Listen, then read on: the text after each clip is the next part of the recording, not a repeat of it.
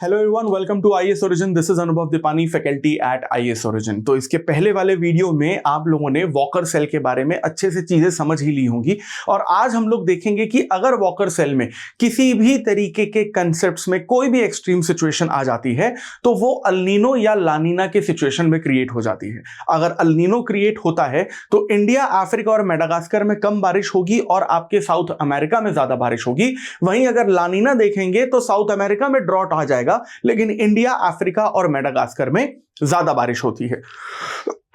अब जैसा कि हम सभी लोगों ने पिछले वीडियो में यह देखा था कि आपका जो वॉकर सेल है वो तब शुरू होता है जब बेसिकली आपके साउथ अमेरिका के चिली और पेरू के कोस्ट से आपकी जो ईस्टर्ली ट्रेड विंड्स हैं वो गर्म पानी को ऑस्ट्रेलिया तक लेकर आती हैं।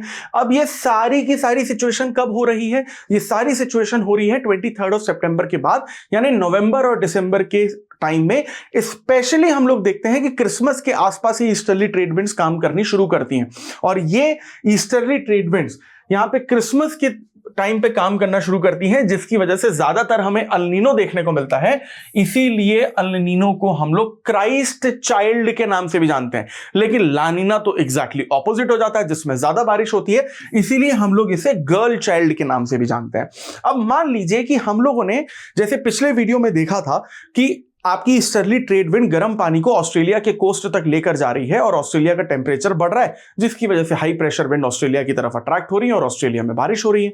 लेकिन ऐसा जरूरी तो नहीं है ना कि ये ईस्टर्ली ट्रेड विंड हर साल हर सीजन में एक जैसी ही स्ट्रांग हो सकता है कि अलग अलग फैक्टर्स की वजह से, अर्थ के रोटेशन की वजह से या फिर आपके कोरलिस फोर्स की वजह से या फिर लोकल विंड्स के डिस्टर्बेंस की वजह से या क्लाइमेट चेंज की वजह से, ग्लोबल वार्मिंग की वजह से ये ईस्टर्ली ट्रेड विंड अगर कभी कमजोर पड़ गई, okay, they get a bit weaker, तो क्या ये ईस्टर्ली विंड जो है ऑस्ट्रेलिया तक पहुंच पाएंगी? बिल्कुल भी नहीं पहुंच पाएंगी।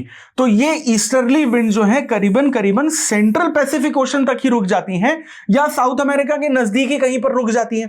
अब अगर ये साउथ अमेरिका के नजदीक या सेंट्रल पैसिफिक ओशन के अगर नजदीक रुक जाती हैं तो जो गर्म पानी ऑस्ट्रेलिया के ईस्टर्न कोस्ट पे जमा होना चाहिए था वो जमा नहीं हो पाता है, जिस वजह से अगर गर्म पानी ऑस्ट्रेलिया के कोस्ट पे जमा नहीं हो पा रहा है तो ऑस्ट्रेलिया का टेम्परेचर बढ़ नहीं पाएगा। अगर ऑस्ट्रेलिया का टेम्परेचर नहीं बढ़ पाएगा तो इसका मतलब यह हुआ कि ऑस्ट्रेलिया में लो प्रेशर क्या क्रिएट हो पाएगा? बिल्कुल भी नहीं। जब ऑस्ट्रेलिया में लो प्रेशर नहीं क्रिएट हो पाएगा तो क्या नदर्न हेमिस्फीयर की हाई प्रेशर की विंड्स ऑस्ट्रेलिया की तरफ ज्यादा अट्रैक्ट हो पाएंगी?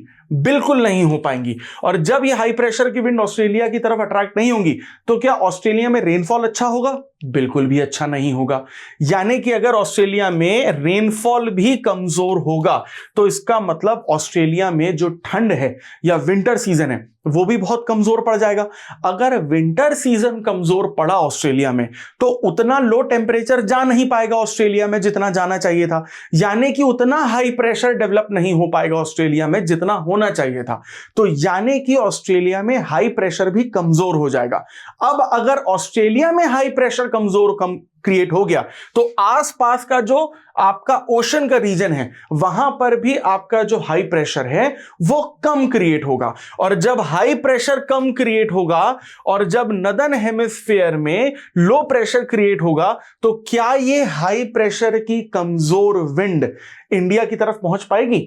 नहीं। मेडागास्कर, अफ्रीका की तरफ पहुंच पाएगी? नहीं। उस वजह से अगर हाई प्रेशर की ऑस्ट्रेलिया की विंड इंडिया, अफ्रीका, मेडागास्कर तक नहीं पहुंच रही है तो इंडिया में, अफ्रीका और मेडागास्कर में बारिश ही नहीं हो पाएगी, क्योंकि यही तो वो ऑस्ट्रेलिया के आसपास की हाई प्रेशर विंड थी जो इन तीनों स्टेट्स में या रीजन्स में बारिश करवाती, जिसकी वजह से हमें इंडिया में, अफ्रीका में, मेडागास्कर में कम बारिश देखने को मिलती है। So IAS origin is coming up with the new UPSC GS batch, जिसमें आपको लाइव क्लासेस, रिकॉर्डेड लेक्चर, आपको बहुत सारा एक्सेस में मिलेगा, हार्ड कॉपी मटेरियल जो आपके घर तक आपको पहुंचाया जाएगा, डाउट रिजोल्यूशन क्लासेस और टॉपर सेशंस और आंसर राइटिंग जैसे बहुत सारे फीचर्स हैं। सभी फीचर्स को डिटेल में जानने के लिए डिस्क्रिप्शन में जो लिंक दिया गया है उसे क्लिक करिए और आईएएस ओरिजिन के ऑफिशियल नंबर पर कांटेक्ट करिए। और वो क्यों हुआ? क्योंकि ये ईस्टर्ली ट्रेड विंड्स कमजोर पड़ गई और ये ईस्टर्ली ट्रेड विंड्स कमजोर पड़ी जिसकी वजह से ऑस्ट्रेलिया में भी कम बारिश हुई, इंडिया, अफ्रीका, मेडागास्कर में भी कम बारिश हुई और इसे ही हम लोग कहते हैं अल नीनो। लेकिन इस अल नीनो का एक दूसरा पहलू भी आता है। यहां पर हम देखते हैं कि जो गर्म पानी ऑस्ट्रेलिया में आना चाहिए था वो साउथ अमेरिका के नजदीक जमा हो गया। तो साउथ अमेरिका के नजदीक अगर जमा हो गया है तो साउथ अमेरिका रीजन में जो टेम्परेचर है बढ़ जाएगा, क्योंकि इस गर्म पानी के कोस्टल एरिया में जमा होने की वजह से लैंड एरिया का भी टेम्परेचर बढ़ जाता है और प्रेशर कैसा हो जाएगा, लो, जिसे हम लोग क्या कहेंगे, लो प्रेशर। और जब साउथ अमेरिका में लो प्रेशर हो जाएगा तो नॉर्थ अमेरिका के ओशन एरिया की हाई प्रेशर की जो विंड्स हैं वो साउथ अमेरिका की तरफ अट्रैक्ट करेंगी और साउथ अमेरिका में अच्छी बारिश हो जाएगी, जिसे हम लोग अल नीनो ही कहेंगे। तो अल नीनो में इंडिया, अफ्रीका, मेडागास्कर और ऑस्ट्रेलिया नुकसान में होते हैं, लेकिन साउथ अमेरिका फायदे में होता है। और ये क्यों हुआ? क्योंकि आपकी ईस्टर्ली ट्रेड विंड्स यहां पे पूरी तरीके से कमजोर पड़ चुकी थी। लेकिन हम लोग इसका एक और ऑपोजिट चीज भी हम लोग यहां पर देख सकते हैं कि अगर ये जो ईस्टर्ली ट्रेड विंड्स हैं ये जरूरत से ज्यादा अगर कभी स्ट्रांग हो गई तो क्या होगा। मान लीजिए ये साउथ अमेरिकन कोस्ट की ईस्टर्ली ट्रेड विंड्स जरूरत से ज्यादा स्ट्रांग हो जाती हैं और ऑस्ट्रेलिया के कोस्ट पे जितना चाहिए था, जितनी जरूरत थी, उससे ज्यादा जो गर्म पानी है वो जमा करवा देती हैं। तो ऑस्ट्रेलिया का जो टेम्परेचर है वो बहुत ज्यादा हाई हो जाएगा, यानी कि ऑस्ट्रेलिया का जो प्रेशर है वो बहुत कम हो जाएगा। इतना कम हो जाएगा कि आपके नदर्न हेमिस्फीयर की सारी हाई प्रेशर की विंड्स ऑस्ट्रेलिया की तरफ क्या हो जाएंगी, अट्रैक्ट, और ऑस्ट्रेलिया में रेनफॉल बहुत ज्यादा हो जाएगा, जिस वजह से ऑस्ट्रेलिया में जो विंटर है वो भी बहुत ज्यादा हो जाएगी। विंटर अगर ऑस्ट्रेलिया में अच्छी खासी हो गई तो इसका मतलब है कि ऑस्ट्रेलिया का टेम्परेचर बहुत ज्यादा हाई हो जाएगा और हाई प्रेशर जो है वो डेवलप हो जाएगा, और इतना ज्यादा हाई प्रेशर डेवलप हो जाएगा कि ऑस्ट्रेलिया के आसपास के ओशनिक रीजन की सारी हाई प्रेशर विंड्स जो है वो इंडिया की तरफ प्लस अफ्रीका की तरफ प्लस मेडागास्कर की तरफ अट्रैक्ट हो जाएंगी और इंडिया, अफ्रीका और मेडागास्कर में जबरदस्त बारिश होगी।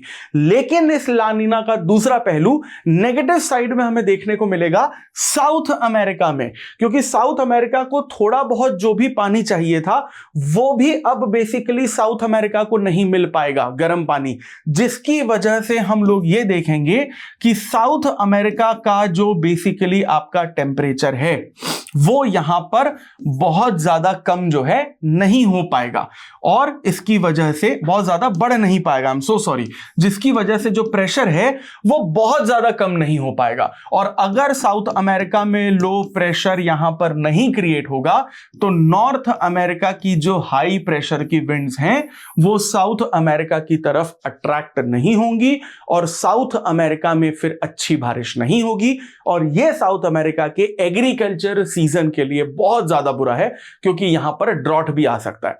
अब जैसा कि हम लोग जानते हैं कि इंडिया एक ऐसी कंट्री है जिसमें बहुत ज्यादा, यानी कि 60% से ज्यादा लोग डायरेक्टली या इनडायरेक्टली एग्रीकल्चर में इन्वॉल्व हैं। तो ये जो इंडिया में काम कर रहे हैं, जो 60% से ज्यादा लोगों की जो रोजी रोटी है वो भी कहीं ना कहीं इस चीज से रिलेटेड है, यानी ज्योग्राफी कहीं ना कहीं आपकी इकोनॉमी को अफेक्ट करता ही करता है। क्योंकि अगर जब भी लानीना आएगा एग्रीकल्चर हमें बेहतर देखने को मिलेगी, उस साल अगर वहां पे फसल अच्छी होती है तो खरीद फरोख्त अच्छी होगी, और जिसका फायदा कहीं ना कहीं इंडस्ट्रीज को और सर्विस सेक्टर में भी देखने को मिलता है। और यही सिचुएशन आपको 2024 में देखने को मिलेगी, क्योंकि 2024 में इंडिया में अल नीनो नहीं लेकिन ला नीना आएगा, जो अच्छी बारिश कराएगा, अच्छी खेती कराएगा, अच्छी फसल करवाएगा, और हो सकता है कि इकोनॉमी में हल्का सा बूम भी हमें फिर से देखने को मिले। तो इसी तरीके के इंटरेस्टिंग और टफ टॉपिक को अगर आपको आसान भाषा में और डिटेल में समझना है, so for that please stay tuned to IAS Origin, like, share and subscribe this channel. I will see you in the next video. Thank you very much.